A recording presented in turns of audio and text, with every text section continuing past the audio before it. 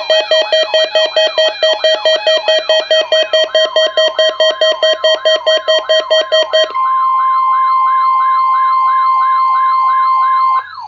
is a weekly test of the NOAA radio warning device. During potentially dangerous weather situations, specially built receivers are automatically activated to warn of the impending hazard. Tests of these receivers normally are conducted by the National Weather Service every Wednesday around noon. When there is a threat of or existing severe weather in the area on Wednesday, the test is postponed until the next good weather day.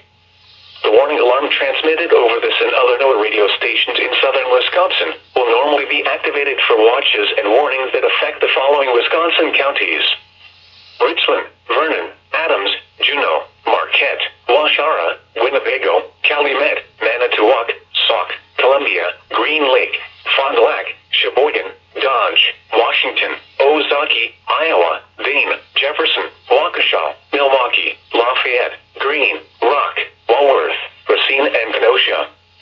And the following Illinois counties: Stevenson, Boone, Winnebago, McHenry, and Lake. And all adjacent coastal waters of Lake Michigan.